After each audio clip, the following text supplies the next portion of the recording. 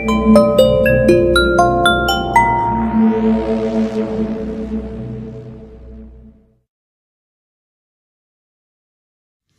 দূর, আর এসব ভালো লাগে না। আমি অবাক হয়ে সমককে জিজ্ঞাসা করি, কি হলো আবার সমক? সমক তার হাতে থাকা খবরের কাগজটা মুড়ে টেবিলের ওপর সেটা রেখে আমাকে বলে, কি আর বলি বলো তো পৃথ্বী, কাগজ খুললেই তো নারী নির্যাতন, কন্যা ভ্রূণ হত্যা আর শ্লীলতাহানির ঘটনা ভরে গেছে। এসব দেখতে কারো ভালো লাগে? আমি একটু মুচকি এসে বলি, কি করবে বলো তো ভাইয়া, সংবাদপত্রের মানুষদের তো কিছু করে পেটটা ভরাতে হবে, তাই নয় কি? আর তাছাড়া এটাই তো বর্তমান সমাজের অবস্থা ভাই। হ্যাঁ, ঠিকই বলেছ পৃথ্বী, কিন্তু চিন্তার বিষয় হলো এই নারীদের ওপর এই অত্যাচার মেনে নেওয়া যাচ্ছে না ভাই। সমাজকে এটা বুঝতে হবে যে সব নারী নিজের মায়ের বিভিন্ন রূপ। আমি এবার নিজের হাসি চাপতে না পেরে বললাম, তুমি যেটা বলছো সেটা কখনোই সম্ভব নয় সমক, কারণ এই পৃথিবীতে ভালো যেমন থাকবে তেমন খারাপও থাকবে, আর খারাপ যদি না থাকে তাহলে তোমার পেশার পরিবর্তন করতে হবে ভাইয়া। হ্যাঁ হ্যাঁ, হাসো হাসো, একদিন দেখবে আমার স্বপ্নই কিন্তু পূর্ণ হবে। এই বলেই সমক নিজের ঘরের দিকে চলে যায়। আমি কাগজগুলো টেবিলে গুছিয়ে রেখে আমার ঘরের দিকে যাব, অমনি কলিং বেলটা বেজে উঠল। আমি দরজা খুলতে যাব, অমনি সমক নিজের ঘরের দরজা থেকে উঁকি মেরে আমাকে বলে, এই পৃথ্বী, ইন্সপেক্টর ভদ্র এলে বলবে আমি ঘুমোচ্ছি। এই বলে সে আবার ঘরের ভেতর ঢুকে যায়। দরজা খুলতে দেখি এক 28 থেকে 29 বছর বয়সের এক যুবক দরজার সামনে দাঁড়িয়ে আছে। আমাকে দেখে নমস্কার জানিয়ে সে বলে, আচ্ছা, সমকবাবু আছেন? কিন্তু আশ্চর্যের বিষয় যেটা ঘটল সেটা হলো, ছেলেটার প্রশ্ন শুনে সমক তার গায়ে পাঞ্জাবি গলাতে গলাতে আমার পেছন থেকে বলে ওঠে, না, নেই। ছেলেটি এটা শোনার পর গোবেচারা মুখ করে আমাকে জিজ্ঞাসা করে, নেই? আমি বলি, আরে আছেন আছেন, যে আপনাকে বলল তিনি সমক সেন। ও তাহলে? এবার সমক চশমাটা গলিয়ে আমাকে সরিয়ে বলে উঠল, তাহলে আবার কি? এত কথার কি আছে? হে, এই বলে তার হাত ধরে ঘরে ঢুকিয়ে নেয় সমক। সত্যি সমকের এই সমস্ত শিশুসুলভ আচরণ আমি ওর বন্ধু বলে বুঝতে পারি, কিন্তু এই ছেলেটির মতন নতুন মানুষরা চিনতেই পারে না সমককে। হয়তো সমকও সেটাই চায়। ঘরে তাকে এনে সোফায় বসতে পারে সমক। তারপর তার বিপরীতে একটা চেয়ারে বসে সে, আর আমি গিয়ে বসি সমকের পাশের একটি চেয়ারে। সমক একবার চশমার ওপর দিয়ে ছেলেটির আপাত মস্তক দেখে বলে, তার নামটা কি? ছেলেটি আমতা আমতা করে বলে, আগে ঋষিনাথ মুখার্জি। বেশ, তবে অত বড় নামে আমি ডাকতে পারবো না হে ছোকরা, বরং ঋষি বলি ডাকি। এরপর কিছু একটা ভেবে সমক আবারও বলে, তাই অধম গোয়েন্দাকে দরকার হলো কেন? আসলে আমার বাবার খুব বিপদ সমকবাবু। ও, এইসব কথা শোনার সময় আমার নেই, আসল কারণটা কি ঘটেছে সেটা বলো। ঋষি সামনের টেবিলে রাখা গ্লাস থেকে জল ঢকঢক করে পান করে তারপর বলতে শুরু করলো, আসলে আমার বাড়ি বর্ধমান জেলার একটা ছোট্ট গ্রামে। আমার পূর্বপুরুষ সেই গ্রামেরই জমিদার ছিলেন, আর ছিলেন কেন, এখনো আছেন। গ্রামের বাড়িতে আমি, আমার বাবা শ্রী অলোকেশ মুখার্জি এবং আমার মা শ্রীমতী উষারানী মুখার্জি আমরা থাকি। আর তাছাড়া বাড়ির কাজকর্মের জন্য অনেক রকমের লোক কাজে নিযুক্ত আছেন। গ্রামের জমিদার বাড়ি, তাই বুঝতেই পারছেন বাড়িতে লোকেদের আনাগোনা করার অভাব নেই। কিন্তু মুশকিল হলো, কিসের মুশকিল হে? আসলে গত 6 মাস আগে আমাদের বাড়িতে একটা দুর্ঘটনা ঘটে যায়। এবার আমি বলি, কিরকম দুর্ঘটনা? আমাদের বাড়িতে মায়ের দূর সম্পর্কের এক দাদার মেয়ে আমাদের বাড়িতে থাকতে আসেন। বলা ভালো, থাকার সঙ্গে সঙ্গে বাড়ির কাজ, মায়ের দেখাশোনা আর তোমার ভালোবাসা, তাই তো? সমকের এই রকম কথায় আমরা দুজন চমকে উঠি। ছেলেটি তাড়াতাড়ি বলে ওঠে, হ্যাঁ, আসলে লজ্জা করে না? বোনের সঙ্গে প্রেম করেছো? না, আপনি ভুল ভাবছেন সমকবাবু। আসলে ওরা মায়ের বাবার বাড়ির গ্রামের মানুষ, তাই ও, তাই ফস করে প্রেমটা করে বসলে? হ্যাঁ, ভালোবাসতাম দেবীকে। আমি বলি, কেন এখন ভালোবাসা নেই আর? না, আসলে গত 2 মাস আগে দেবী মারা যায়। তবে ও মারা গেল কেন সেটার কারণ ধোঁয়াশা। সে যাই হোক, আসলে আমাদের বাড়িতে খুব ধুমধাম করে দুর্গা পুজো করা হয়। এবারেও তার অন্যথা হচ্ছে না। আমাদের গ্রামের একমাত্র পুজো বলতে পারেন এই আমাদের বাড়িতেই, তাই বাড়িতে প্রচুর মানুষের আনাগোনা লেগে থাকে এই সময়।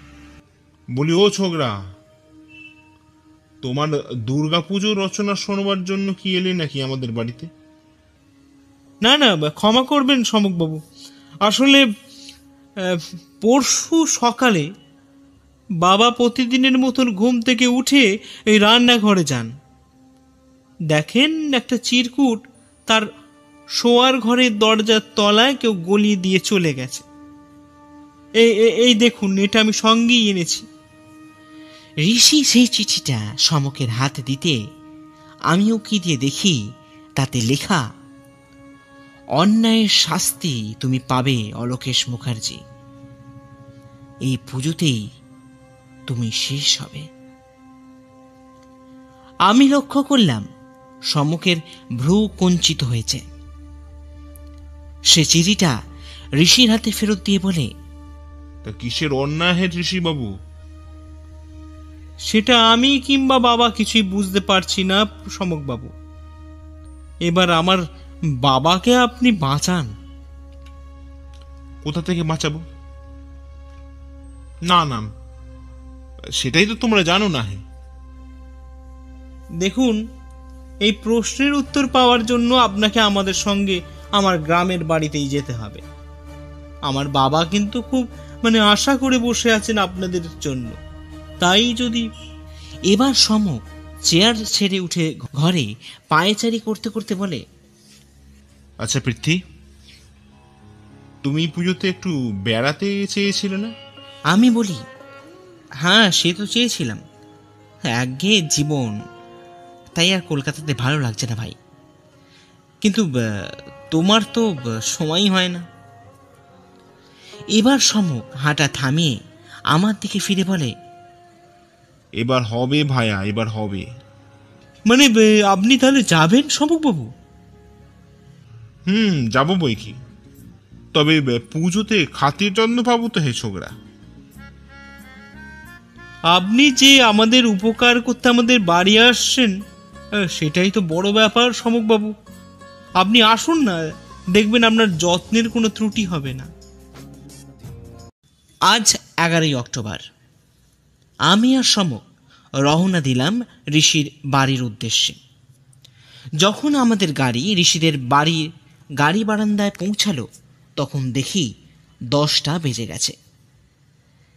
গাড়ি থেকে নামতে দেখি এই যে বিশাল ব্যাপার। যতটা ভেবেছিলাম তার চেয়েও অনেক গুণ বেশি ভালো অবস্থা ঋষিদের। এত বড় পেল্লাই জমিদারি বাড়ি এর আগে আমি অন্তত দেখিনি। আমি এবার সবকিছু দেখে সমককে বলি, এ তো বিশাল ব্যাপার সমক। সমক চার দাঁড়িয়ে দেখতে দেখতে বলল, তাই তো দেখছি। ভালোই হলো, রোজগারটা মন্দ হবে না। হ্যাঁ, চলো ভাই। আমি সমকের কথার জবাব দিতে যাব, অমনি পেছন থেকে একটা আওয়াজ ভেসে এলো। আসুন আসুন সমকবাবু, আমার বাবা মশাই আপনাদের জন্য অনেকক্ষণ ধরে অপেক্ষা করছেন। সমক সভ্যতার মাথা খেয়ে বলল, কেন? আমি কি কোনো নেতা না অভিনেতা যে আমার জন্য অপেক্ষা করতে হবে? আমি বুঝতে পারছিলাম ঋষি সমকের প্রশ্নে একটু থতমত খেয়ে গেছে। তাই আমি বললাম, আরে তা কেন সমক, অলোকেশবাবু একটা সমস্যায় আছেন, তাই এখন তার তুমি একমাত্র ভরসা। এখন চলো তো। এই বলে আমি সমকের হাত টেনে ঋষির পেছন পেছন বাড়ির ভেতর প্রবেশ করি। বাড়ির ভেতর ঢুকতেই দেখি বিশাল ঠাকুর দালান, আর আমাদের ঠিক উল্টো দিকে হাত বিশেক দূরেই ঠাকুর দালানে মা দুর্গার অঙ্গরাগ চলছে। সমক একবার সেদিকে তাকিয়ে দাঁড়িয়ে যায়, তারপর প্রশ্ন করে, আচ্ছা ঋষি, আর তো মাত্র একদিন পুজোতে বাকি, কাল কি ষষ্ঠী, তার মধ্যে সবকিছু প্রস্তুত হয়ে যাবে? ঋষি একটু মুচকি হেসে বলে, হ্যাঁ সমকবাবু, আমাদের মা দুর্গার প্রতিমা পঞ্চমী মানে আজই প্রস্তুত হয়। আর এখন চলুন বাবার কাছে যাওয়া যাক। এই বলে আমরা তার পেছন পেছন সেই দালানের বাম পাশে থাকা সিঁড়ি দিয়ে দোতলায় উঠি।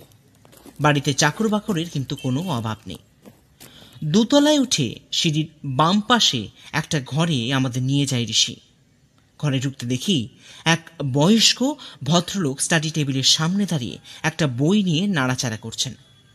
বুঝতেই পারলাম ইনি হলেন তথাকথিত জমিদার অলোকেশ মুখার্জি। ঋষির ডাকে নিজের সম্বিত ফিরে পেয়ে ভদ্রলোক দেখেন আমাদের দিকে। ভদ্রলোকের চেহারায় যথেষ্ট জমিদারি ভাব প্রকাশ পায়। জমিদারি ভাব আরও স্পষ্ট হয় ওনার মুখের পেল্লায় গোঁফ দুটো থাকার জন্য। ঋষি এবার আমাদের পরিচয় করিয়ে দিতে ভদ্রলোক সম্মুখে বলেন, আসুন আসুন, নমস্কার, আপনাদের অপেক্ষাতেই ছিলাম। এই বলে আমরা যথাস্থানে আসন গ্রহণ করি। আমি আর সমক বসলাম একটা সোফায়, আর আমাদের ঠিক উল্টো দিকে অলোকেশ বাবু, আর তার ঠিক পাশেই দাঁড়িয়ে রইল ঋষি। অলোকেশ বাবু এবার বললেন, আশা করি আপনারা সবই শুনেছেন ঋষির মাধ্যমে। আসলে এই ব্যাপারটা নিয়ে আমি খুবই চিন্তিত এবং কি করব সেটা বুঝতে পারছিলাম না, তাই আপনাকে খোঁজ দিতে বলি। এবার আপনি ভরসা সমকবাবু। সমক এবার প্রশ্ন করে, আপনি কি অন্যায় করেছেন অলোকেশ বাবু? ভদ্রলোক সামান্য মুচকি হেসে বলেন, সেটা আমি কি করে বলি বলুন তো, আমার তো সেরকম কিছু মনে পড়ে না। এবার দেখুন আপনি কিছু খুঁজে বার করতে পারেন কিনা। সেটা তো করবই, তবে আমি অন্যায়ের সঙ্গে কিন্তু আপোষ করি না। বেশ, আপনারা বরঞ্চ এখন নিজেদের ঘরে গিয়ে একটু বিশ্রাম নিন, তারপর না হয়। আমরা অলোকেশবাবুকে বিদায় জানিয়ে সেখান থেকে বেরিয়ে আবারও দোতলায় বারান্দায় বেরিয়ে আসি। এরপর ঋষি তিনতলার একটা ঘরে আমাদের নিয়ে আসে। সেখানে দুটো খাট, একটা আলমারি আর একটা টেবিল। সবকিছুই এত পরিষ্কার এবং যত্নশীল যে দেখলেই অবাক হতে হয়। ঋষি এবার বলে, মানে আচ্ছা সমকবাবু, এটা আপনাদের ঘর, আপনারা একটু রেস্ট করে নিন, পরে আপনাদের সঙ্গে কথা হচ্ছে। এই বলে সে সেখান থেকে চলে যায়। সম্মুখ এবার ঘরের জানলার সামনে দাঁড়িয়ে একটা সিগারেট ধরিয়ে বলে, পৃথ্বী, সব জট পাকিয়ে যাচ্ছে ভাইয়া। আমি বলি, হ্যাঁ সেই তো লাগছে। তাহলে এখন কোথা থেকে শুরু করবে সমক? সময়ের অপেক্ষা ভায়া, সময়ের অপেক্ষা। আর চারিদিকে মানুষদের লক্ষ্য করতে হবে। বলা যায় না কোথা থেকে কি ক্লু পাওয়া যায়। আর সেটা তো তুমি ঠিকই বলেছ, তবে শুরু কোথা থেকে করবে সেটা কি ভাবলে? দেখি, আপাতত বাড়িটা ভালো করে ঘুরে দেখতে হবে একবার। দুপুরে খাওয়া দাওয়া শেষ করে আমি, সমক আর ঋষি চলে আসি ঠাকুর দালানে প্রতিমার কাছে। সমক প্রতিমার দিকে তাকিয়ে বলে, আচ্ছা ঋষি, তোমাদের কত বছরের পুজো এটা? ঋষি বলে, মানে এই ধরুন 100 থেকে 120 বছর তো হবেই। এবার সমক ঋষির দিকে ফিরে বলে, তোমার মাকে তো দেখতে পাচ্ছি না ঋষি। ঋষি একটু থতমত খেয়ে বলে, আসলে মা কারোর সাথে দেখা করেন না সমকবাবু, এমনিতেই তার শরীর খুব একটা ভালো যাচ্ছে না আজকাল, তাই। কিন্তু আমার তো কিছু প্রশ্ন করার ছিল নাকি? মাফ করবেন সমকবাবু, মা কথা বলতে পারেন না, আর তাছাড়া মাকে বিরক্ত না করলেই ভালো হয়। বেশ, আপনি যখন বলছেন তখন বিরক্ত নাই বা করলাম। এরপর আমরা হাঁটতে হাঁটতে এগিয়ে যাই বাড়ির পেছন দিকে পুকুরের পাড়ে। সেখানে ঘাটের পাশে বাঁধানো উঁচু চাতালে বসে থাকি আমরা 3 জন। সেখানে বসে সমক বলে, তা ঋষি, দেবী কি করে মারা যায়? এই প্রশ্নের পর ঋষি বেশ কিছুক্ষণ চুপ করে থাকে। তারপর পুকুরের দিকে তাকিয়ে বলে, মানে গলায় দড়ি দিয়ে সমকবাবু। এর পেছনে কোনো কারণ আছে খুঁজে পেয়েছো নাকি? দেখুন সমকবাবু, দেবী খুবই ভালো আর শান্ত প্রকৃতির মেয়ে ছিল, সবাই ওকে খুব ভালোবাসতো। তবে আমি এবার বলি, তবে কি? ওর মৃত্যুর আগে কিছুদিন থেকে ওকে খুব ভয় পেয়ে থাকতে দেখেছি। সামান্য কিছুতেই খুব ভয় পেয়ে যেত সমকবাবু, এমনকি শেষের কিছুদিন আমার সঙ্গে কথা বলেনি। আমি চেষ্টা করলেও সে এড়িয়ে যায় আমাকে। আই সি, এ তো ভীষণ জটলা কেস হয়ে যাচ্ছে দেখছি। এখন আপনি ভরসা সমকবাবু। সে তো বুঝলাম, কিন্তু এখানে দুটো কেস হচ্ছে, তাহলে? আপনার সাম্মানিক নিয়ে কিছু ভাববেন না সমকবাবু, আমি সেটা যথাসময় আপনাকে তুলে দেব। বেশ, তাহলে এখন ওঠা যাক। চলো পৃথ্বী। এই বলেই সমক গটমট করে ঘরের ভেতরের দিকে রওনা দেয়। অগত্যা আমিও তার পেছন পেছন এগিয়ে আসি। কিন্তু ঋষি ঠিক একইভাবে পুকুরের দিকে তাকিয়ে বসে রইল। সেদিন আর তেমন কিছুই ঘটেনি। তবে সন্ধ্যার সময় সমক একবার বাড়িটা ঘুরতে আবারও যায়। আমি যাওয়ার কথা বলতে বারণ করে দেয়, তাই আমি লেখালেখি নিয়ে ব্যস্ত হয়ে পড়ি। আজ মহাষষ্ঠী। সকাল থেকেই এই বাড়িতে লোকজনের আনাগোনা শুরু হয়ে গেছে। সকালে সমকের ডাকে ঘুম ভাঙলেও এখন সে প্রতিমার সামনে দাঁড়িয়ে। আমি তাড়াতাড়ি প্রস্তুত হয়ে সমকের কাছে চলে যাই। সত্যি একটা রাতের মধ্যেই প্রতিমার কাজ সম্পূর্ণ হয়ে গেছে। দেখলাম ঠাকুরমশাই বেলতলায় পুজো আরম্ভ করে দিয়েছেন। এবার আমি সমককে বলি, কি হলো সমক, কিছু উত্তর পেলে নাকি? সমক কোমরে হাত দিয়ে চারিপাশের মানুষজন আর পুজোর নিয়মকানুন দেখতে দেখতে বলে, কিছুটা পরিষ্কার হয়েছে, বাকিটা মনে হচ্ছে আজ রাতের ভেতরেই পরিষ্কার হয়ে যাবে। আমি এবার উত্তেজিত হয়ে বলি, পেয়ে গেছো? তবে কোন কেসটার? সবই মায়া পৃথ্বী, সবই মায়া। এখন চুপ করে যাও, ঋষি আসছে। আমি দেখি ঋষি আমাদের দিকে হাসতে হাসতে এগিয়ে আসছে। সে এবার আমাদের সামনে দাঁড়িয়ে বলে, মানে কিছু মনে করবেন না আপনারা, মানে আসলে বুঝতেই তো পারছেন বাড়ির আমি একমাত্র সন্তান, তাই পুজো নিয়ে আমি একটু ব্যস্ত হয়ে পড়েছি। তাই কিছু যদি দরকার লাগে তাহলে আমাকে আবার বলবেন। আমি বলি, না না, ওসব কিছু ভাববেন না। এবার সে সমককে প্রশ্ন করে, সমকবাবু, কিছু সমাধান করতে পারলেন নাকি? সমক বলে, নিজেরা সমস্যা তৈরি করে জটিল করে দেবেন সব ব্যাপার। এত তাড়াতাড়ি কিচ্ছু হবে না। এই বলে সে সেখান থেকে চলে যায়। আমি ঋষিকে বলি, কিছু মনে করো না ভাই, আসলে ও একটু চাপেই আছে, তাই। এই বলে আমিও সেখান থেকে প্রস্থান করি। ঘরে ফিরে যাওয়ার পর আমি সমককে বলি, আচ্ছা সমক, ঋষির সাথে অমন ব্যবহার করা কি খুব একটা দরকার ছিল? সমক বিছানায় চিত হয়ে পায়ের ওপর পা তুলে পাখার দিকে চেয়ে বলে, ব্যবহার কি আর দেখলে হে পৃথ্বী? আসল ব্যাপার যখন দেখবে না, তখন বুঝবে কত ধানে কত চাল।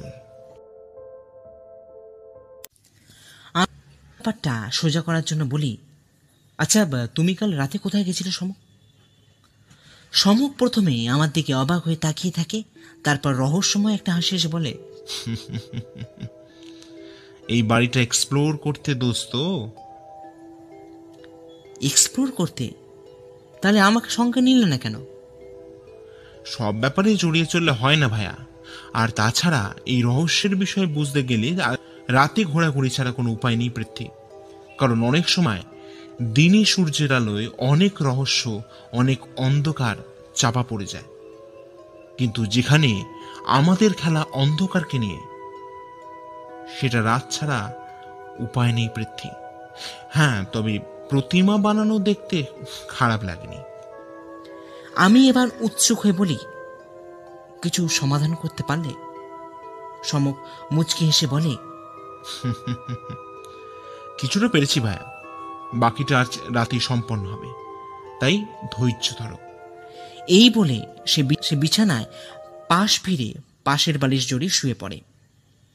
আমিও গোত্তা তিনতলায় বারান্দা থেকে ঠাকুর দালনে মানুষের আনাগোনা আর ব্যস্ততা লক্ষ্য করতে থাকি। রাতে খাওয়া দাওয়া শেষ হয়ে গেলে সমক আর আমি ঠাকুর দালানে দাঁড়িয়ে প্রতিমা দেখতে থাকি। ঠিক সেই সময় অলোকেশ বাবু পেছন থেকে বলে ওঠেন, আপনাদের কোনো সমস্যা হচ্ছে না তো? সমক পেছন ফিরে বলে, না, একদমই না। আপনাদের আতিথেয়তায় জবাব নেই। তবে কিসের তবে? না, যতক্ষণ না আপনাদের কাছে পাওয়া এই চিরকুটটার রহস্য সমাধান করতে পারছি, ততক্ষণ একটা শান্তি পাচ্ছি না। বাহ, খুশি হলাম আপনার অধ্যাবসায় দেখে। তবে আমি বলি কি, পুজোতে যখন এসেছেন তখন পুজোটা ভালোভাবে কাটিয়ে এখান থেকে চলে যান। সমক অবাক হয়ে বলে, তাহলে আপনি রহস্য সমাধান করতে চাইছেন না? না, চাইছি না। আগেও চাইনি। ঋষি আমার একমাত্র পুত্র, তাই তার কথা ফেলতে পারিনি। তাই আপনাদের কথা যখন ফেলতে পারেননি, তার যখন ভুল করে সমক সেনকে ডেকেই ফেলেছেন, তখন আমাকে সহ্য করা ছাড়া তার কোনো উপায় নেই অলোকেশ বাবু। তাহলে আপনি তদন্ত থামাবেন না? একদমই না। তা আপনি কি ভয় পাচ্ছেন নাকি? ভদ্রলোক একটু হকচকিয়ে বলেন, কিসের ভয়? জমিদার অলোকেশ মুখার্জি কাউকে ভয় করে না। এই বলে চলে যেতে গিয়ে অলোকেশ বাবু একবার থেমে পেছন ফিরে বললেন, মনে রাখবেন সমক বাবু, আমার কথার অবাধ্য হলে তার ফল ভালো হয় না। এই বলে চলে গেলেন অলোকেশ বাবু। আমি এবার সমককে বলি, সমক, ব্যাপারটা কিন্তু খুব গুরুতর দিকে যাচ্ছে, কিন্তু এরপরেও কি এখানে থাকা উচিত হবে? সমক মৃদু হেসে বলে, উনি এখনো সমক সেনকে চেনেননি পৃথ্বী, তাই ভাবনাটা বন্ধ করো আর চলো ঘরের দিকে ফেরা যাক। এই বলে আমরা ঘরে ফিরতে যাব, অমনি দেখি দোতলার বারান্দায় এক ভদ্রমহিলা আমাদের দিকে তাকিয়ে দাঁড়িয়ে আছেন। বুঝতে অসুবিধা হলো না যে ইনি হলেন ঋষির মা। ঘরে ফিরে এলে সমক দরজা বন্ধ করে দেয়, তারপর একটা চাদর নিয়ে খাটের তলায় বিছানা করে। আমি অবাক হয়ে প্রশ্ন করি, এসব কি করছো ভাইয়া? খেলা হবে ভাইয়া, খেলা হবে, তাই একটু প্রস্তুতি নিচ্ছি। আজ রাতে আমরা খাটের তলায় শোবো, আর বিছানায় দুটো পাশ বালিশ রেখে চাদর ওপর দিয়ে চাপা দিয়ে দাও। যাতে বোঝা যায় আমরা বিছানায় শুয়ে আছি। আমিও তাড়াতাড়ি সমকের কথা মতন কাজ শুরু করে দিই। তারপর সমক ঘরের দরজা খুলে দেয়, ঘরের আলো বন্ধ করে দেয়। এরপর আমরা খাটের তলায় বিছানায় শুয়ে পড়ি। এরপর যে কখন ঘুমিয়ে পড়েছি মনে নেই। হঠাৎ ঘুমটা ভাঙল একটা আওয়াজে। তখনও রাত্রি। দেখি দুজোড়া পা এগিয়ে আসছে বিছানার দিকে। আমি চেঁচিয়ে সমককে ডাকতে যাব, অমনি সমক তার হাত দিয়ে আমার মুখটা চেপে ধরে, ইশারা করে আমাকে কথা না বলতে বলে। আমি চুপ করে যাই।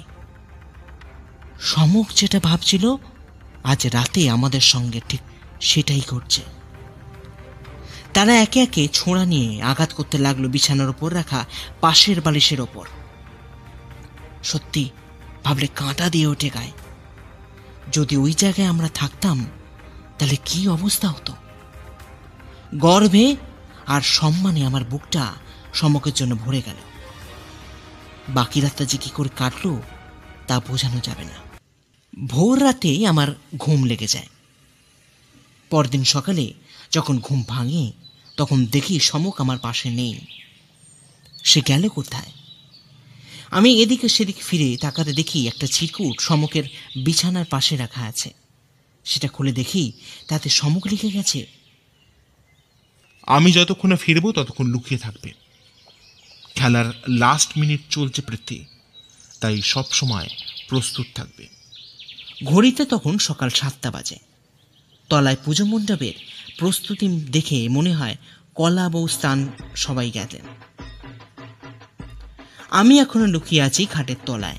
জানি না সমক কখন এসে আমাকে এখান থেকে উদ্ধার করবে। মনে সংশয় আর প্রাণের মায়া, ভীষণ অসহায় লাগছিল নিজেকে। শুয়ে শুয়ে এসব ভাবছি। ঠিক সেই সময় ঘরে আবারও কিছু লোক প্রবেশ করলো। আমার প্রাণটা ভয় শুকিয়ে যেতে লাগলো। কি করব আমি? এবার ওরা জানতে পেরে যাবে যে কাল রাতে খাটে আমরা কেউ শুইনি। আর যেটা ভাবলাম ঠিক সেটাই হলো। ওরা বুঝতে পেরে খবর দিতে বাইরে চলে গেল। আমি ঠিক করলাম চুপি চুপি কেটে পড়াই শ্রেয়। তাই খাটের তলা থেকে বেরিয়ে খুব সাবধানতার সঙ্গে ঘরের বাইরে পা রেখেছি। অমনি মাথার ওপর একটা সজোরে কিসের আঘাত লাগলো। আমি অজ্ঞান হয়ে পড়লাম। যখন জ্ঞান ফিরল তখন দেখি আমার সামনে 3জন গুন্ডার মতন লোক দাঁড়িয়ে আছেন। আমি কিছু বলতে যাব, অমনি পেছন থেকে একটা গলার আওয়াজ ভেসে এলো, তোমার বন্ধু কোথায় হে? আমি পেছন ফিরে দেখি অলোকেশ বাবু এক হাতে বন্দুক আমার দিকে তাক করে চেয়ারে বসে আছেন। আমি এবার বলি, আমি জানি না। ভালোই ভালোই বলে ফেলো হে ছোকরা, না হলে আমার বন্দুকের গুলির আঘাতে তোমার মৃত্যু অবশ্যম্ভাবী। বললাম তো আমি কিছু জানি না। বেশ, এবার ওপরে যাওয়ার জন্য প্রস্তুত হয়ে নাও। এরপর অলোকেশ বাবু মা দুর্গার কাছে করজোড়ে প্রণাম করে বললেন, মা, এই অবোধ শিশুকে ক্ষমা করিস মা। জয় মা। আমি একটু সাহস জুগিয়ে বললাম, সমক সেন নিজের বন্ধুকে একলা ফেলে চলে যায় না অলোকেশ বাবু। আমাকে মারার পর পরের গুলিটা আপনি আপনার জন্য রেখে দেবেন, কারণ সমক আপনাকে ছাড়বে না। এরপর অলোকেশ বাবু আমার কপালে বন্দুক ঠেকিয়ে যেই ট্রিগার চাপবেন অমনি একটা গুলির আঘাতে অলোকেশ বাবুর হাত থেকে বন্দুকটা ছিটকে পড়ে যায়। আমি মুখ ঘুরিয়ে দেখি সমক সদর দরজার সামনে দাঁড়িয়ে আছে, আর তার সঙ্গে আছে পুলিশ। সমকে বা অলোকেশ বাবুর দিকে বন্দুক তাক করে বলে, অলোকেশ বাবু, আপনি ঘুঘু দেখেছেন কিন্তু সমক সেনকে দেখেননি। খুব বড় কথা বলছিলেন না? আপনার লজ্জা লাগে না একটা বাচ্চা মেয়েকে? সমকের পেছনে ইতিমধ্যে কলাবউ কাঁধে নিয়ে উপস্থিত হয়েছেন ঋষি। সে এবার অবাক হয়ে বলে, মানে এসব কি হচ্ছে সমক বাবু? আর বাচ্চা মেয়ে মানে? আপনি প্রথমে কলা বউকে যথাস্থানে রাখুন, তারপর সব গুছিয়ে বলছি। এখন ঠাকুরদালানি সমক, আমি, ইন্সপেক্টর সাহা, অলোকেশবাবু, ঋষি আর দুজন কনস্টেবল বসে আছেন। সমক এবার মা দুর্গাকে প্রণাম করে বলতে শুরু করে, জয় মা, আমাকে সাহস দাও মা। আসলে ঋষি, এখন যে কথাগুলো তোমাকে আমি বলবো সেগুলো অত্যন্ত ঘৃণ্য আর লজ্জাজনক, তাই বাকি লোকেদের বার করে দিয়েছি এখান থেকে। তুমি আমাকে অলোকেশবাবুর দেওয়ার অযাচিত একটা চিরকুট রহস্যের সমাধান করতে দাও। কিন্তু এখানে আসার পর যা জানতে পারি তারপর ভাবছি এখানে না এলেই ভালো করতাম। ঋষি এবার অবাক হয়ে বলে, মানে কেন সমকবাবু, হঠাৎ করে এরকম কথার মানে কি? আপনার প্রেমিকা তো অন্তঃসত্ত্বা ছিল, সেটা আপনি জানতেন না? ঋষিকে দেখলাম মুখটা নিচু করে বসে থাকতে। তারপর বলে, হ্যাঁ, কিন্তু বাবার সাথে এই কেসের কি সম্পর্ক সমকবাবু? আছে আছে, কারণ দেবী আপনার বাবার সন্তানের মা হতে চলেছিলেন ঋষি। ঋষি চেয়ার ছেড়ে দাঁড়িয়ে বলে, মানে কি সব বলছেন সমকবাবু? আপনার মাথা ঠিক আছে তো? আছে আছে, আপনি এবং আপনার বাবা একটা নিরীহ মেয়েকে যেভাবে অত্যাচার করেছেন তার শাস্তি ফাঁসি হওয়া উচিত। কিন্তু দিনের শেষে আপনি অন্তত তাকে বিয়ে করার আশ্বাসটুকু দিয়েছিলেন। কিন্তু অলোকেশবাবু দিনের পর দিন ওই বাচ্চা মেয়েটার সম্মান হরণ করেন, তাকে তিলে তিলে নরক যন্ত্রণার দিকে ঠেলে দেন। অবশেষে একদিন জানতে পারেন যে দেবী মা হতে চলেছেন, তাও আবার আপনার বাবা অলোকেশ মুখার্জির ঔরসে। এটা শোনার পর অলোকেশবাবু নিজেকে ধরে রাখতে পারেন না এবং খুন করেন ফুটফুটে একটা মেয়ে দেবীকে। কিন্তু এসব কথা আপনি জানলেন কি করে? আপনার মায়ের থেকে।